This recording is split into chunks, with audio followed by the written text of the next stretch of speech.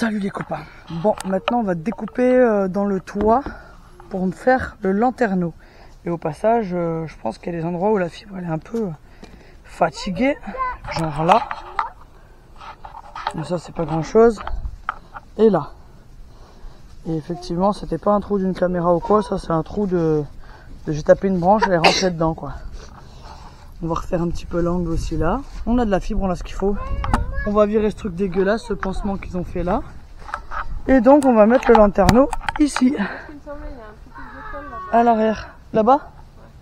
Où là-bas? Là à droite, tu penses. Ça? Ouais. Donc dans un premier temps on va nettoyer. Vous voyez c'est tout mou. Hein. C'est de la fibre. Du coup on va essayer de filmer comme ça.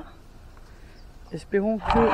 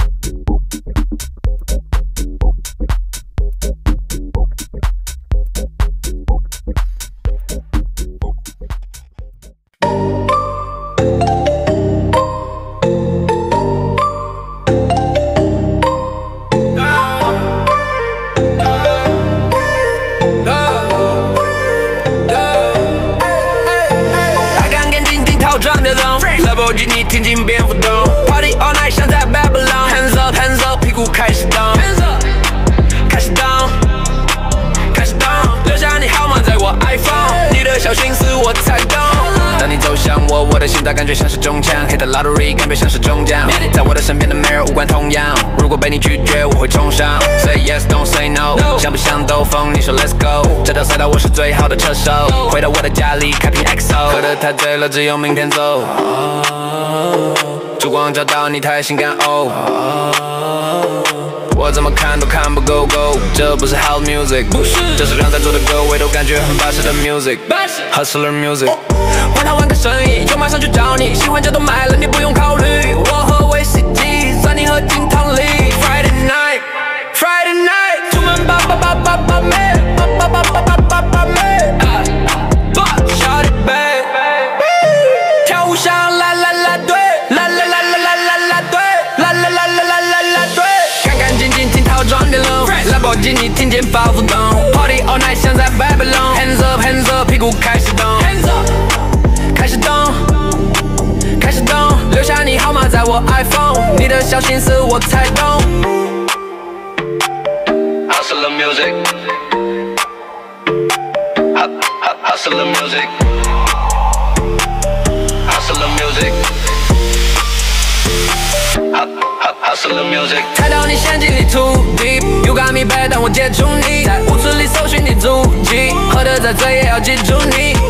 Yeah，1 2 3， 接下来内容要付费。Come on，1 2 3，Kiss me 才能让我住嘴。窗外是路灯和我们的倒影，随便你咋说我都觉得好听。Morning call 是你，我不需要闹铃。One more time，One more time。Friday night，Friday night， 出门吧吧吧吧吧妹，吧吧吧吧吧吧妹。Shorty bad， 跳舞像啦啦啦队，啦啦啦啦啦啦啦队，啦啦啦啦啦啦啦队。干干净净套装天鹅绒，兰博基尼听进蝙蝠洞 ，Party all night 像在 Babylon。Hands up hands up， 屁股开始动，开始动，开始动。留下你号码在我 iPhone， 你的小心思我才懂。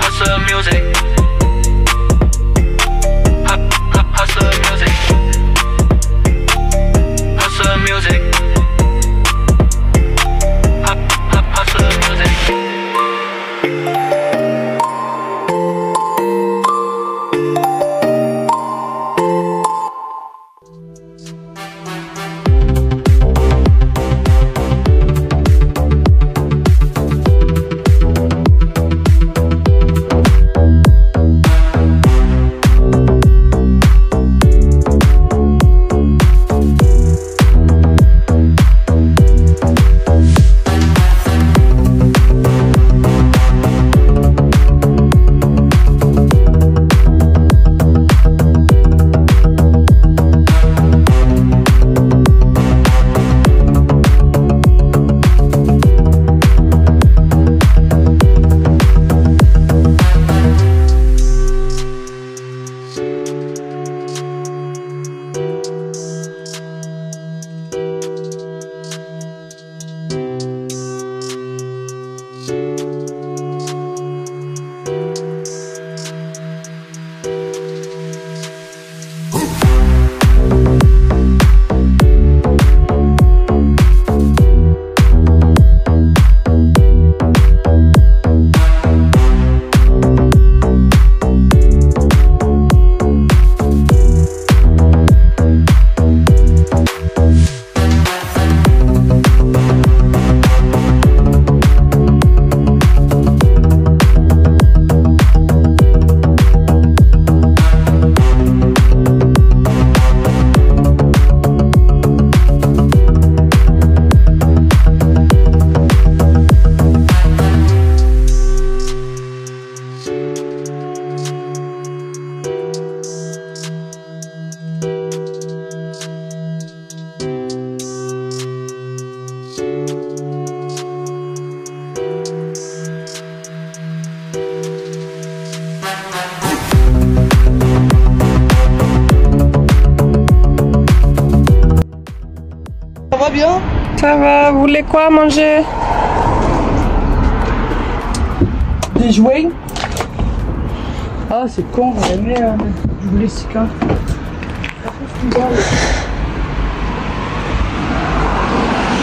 Tu devrais mettre du scotch autour de ta fenêtre pour faire des joints tout propres. On va peindre après, je m'en fous. Et je vais faire des jolis joints, je sais pas quoi. Si tu veux. Ouais, je vais faire ça bien. Hein. Je te promets, je vais faire des choses.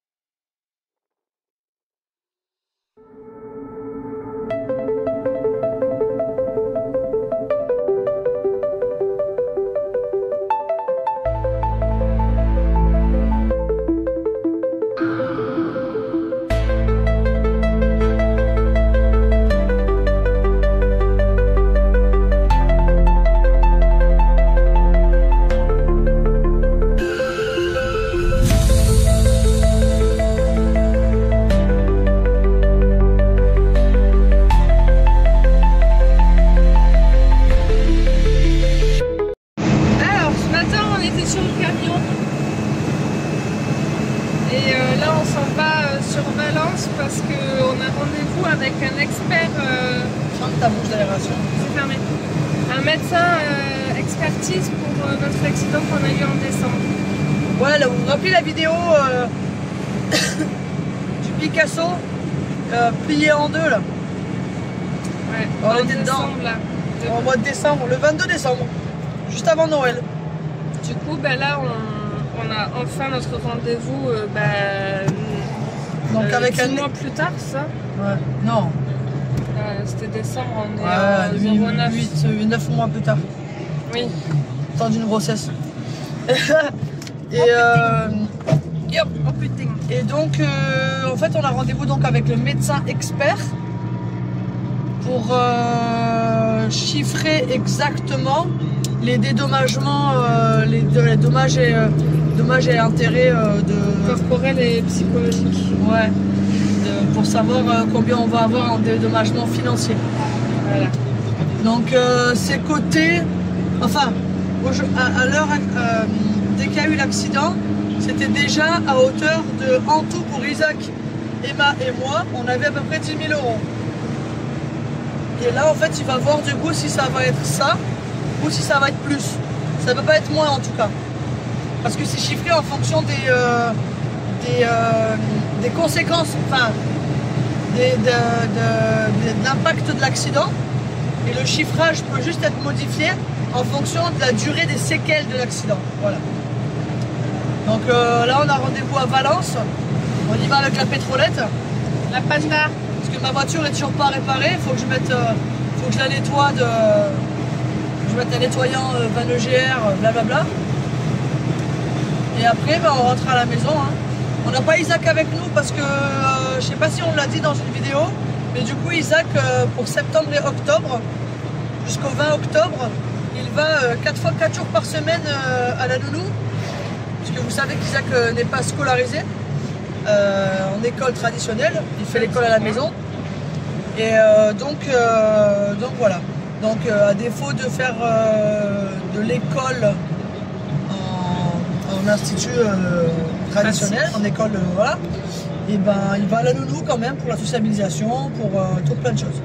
Et puis il a une nounou qui est super sympa, qui lui fait faire bien des activités. Et nous, ça nous permet également de nous libérer du temps, tout simplement pour faire les travaux du camion. Parce qu'on n'aurait pas le camion à faire, clairement, on ne le mettait pas à la nounou, hein, on le gardait avec nous. Parce qu'effectivement, comme vous avez pu constater, on n'a que jusqu'au 20 octobre pour finir le camion. Donc il va falloir que... Bon, après ça va là, comme vous avez vu dans la vidéo d'avant, on a commencé le plancher, donc ça va. Après c'est... on n'a même pas encore tout le matos parce qu'on attend des thunes. Il y a le plus dur à faire, c'est l'électricité. C'est la prochaine étape, mais ça va aller vite. C'est pas le plus dur, c'est le plus chiant. Oui, c'est le plus chiant. Je dis c'est le plus dur parce que c'est là où tu casses le plus la tête.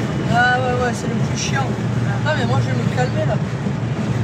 Du coup, là on est dans 1h07. À peu près, ouais. À peu près. Et je passe en première. J'ai rendez-vous à 15h. Et Benny a rendez-vous 1 heure après moi. Et, parce que je pense que ça va pas durer 1 heure, mais le temps qu'il statue sur le dossier. Qu'il fasse la conclusion de mon dossier à moi et qu'il puisse passer au suivant, quoi. Du coup, il y a 2 médecins en fait. Il y a le médecin expert de notre assurance, ouais. Donc de la Maïf, et il y a le médecin expert national, départemental, pardon, ou je sais pas quoi là, qui lui statue de sa grande échelle, bien haut placé. Ouais, c'est lui qui choisira en gros l'indemnité qu'on aura ou pas. Et nous, on a notre médecin expert avec qui on a déjà eu un entretien visio, avec qui a déjà tout notre dossier, qui nous accompagne en fait et qui nous défend, qui va défendre un peu le truc aussi, quoi. Voilà. Et en même temps, elle assiste, vu que en fait c'est pas l'État qui va nous donner les dommages et intérêts, mais l'assurance. Le médecin, il fait pas partie de l'assurance Maïf, il s'occupe de toutes les assurances, il est expert, et donc comme ça il n'y a pas de parce que c'est la Maïf c'est moins ou ci ou là. C'est une expertisation générale, et peu importe l'assureur qu'on a, ben c'est lui qui va statuer sur le montant. Voilà. Je sais pas si vous m'avez bien suivi. J'espère qu'on entendra surtout. Oui, on va entendre. C'est avec ça, si, on va entendre. Je sais pas. Et donc voilà. À suivre. On essaiera de faire des films cachés avec l'expert. Tu te débrouilles, moi je vais pas. Toi tu vas pas le faire. Elle est déjà sous pression, elle me dit mais qu'est-ce que je vais leur dire? Je dis mais tu leur dis ce qui se passe maman. Moi je suis tellement quelqu'un de stressé, angoissé dans ma vie que j'ai déjà pleuré avant même de partir. Parce que c'est quelque chose qui te met sous pression, parce que tu as l'impression que tu as des comptes à rendre. Oui. Mais en fait t'as pas de compte à rendre. Ou alors qu'on va pas me croire ou des trucs comme ça. Quoi. Alors, en fait les faits sont des faits maman. Il y a un moment donné, tes documents sont des documents officiels de médecin et les faits sont des faits, point barre. Après, c'est parce que notre médecin m'a mis un peu la pression en disant oui, faudra que vous soyez sûr de vous, que vous le laissiez pas couper la parole. Moi, c'est super facile de couper la parole. Les médecins experts, la preuve, je le fais tout le temps, les médecins experts, leur but, c'est pas de faire casquer les assurances. Hein. Bah oui. Le but c'est au contraire de limiter les casses en fait. Sauf que effectivement quand on passe devant un expert d'assurance, faites-en des caisses quoi. Et c'est l'argent de l'État, on en a rien à foutre. Hein. C'est l'argent de l'assurance. Je veux dire on paye des assurances, ça sert à ça. Hein. D'accord? Oui, puis c'est surtout que en fait il y a une femme qui a conduit dans un état second et qui a mis en danger une famille quoi. Et en fait moi c'est juste pour ça que je vais faire mon maximum parce que rappelez-vous je sais que c'est pas elle qui va payer mais j'aurai la sensation que elle a payé pour le mal qu'elle nous a fait quoi. Tu vois. Rappelez-vous que l'histoire c'est que sur une ligne droite, route à 80 km/h, soit dit en passant, la route a été déclassée en 70 km/h depuis l'accident. Intersection, comme ça. Nous on est sur la route prioritaire. La personne vient de la rue de gauche, la route de gauche, qui est traversante, mais sur lequel il y a un stop. La personne s'arrête au stop, et on ne sait pour quelle raison. Au même moment où on arrive, elle avance, elle sort de son stop, de sa ligne blanche, et elle se met en travers de la route, et on la tape.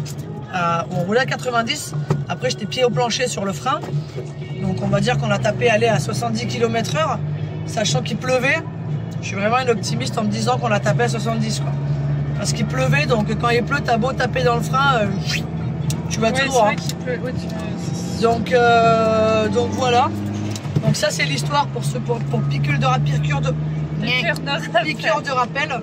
L'histoire c'était ça. Et nous, on avait Isaac avec nous. Hein. Rappelez-vous, c'était moi qui conduisais. Hein. Et heureusement, je le répète encore, heureusement qu'à l'époque on n'avait pas Link et Perla avec nous. On n'avait pas les chiens dans la voiture. Parce que déjà eux ils seraient morts avec ils seraient passés à travers. Hein. Parce que même si on les attache à la violence du choc en fait, ça aurait été fatal pour elles quoi.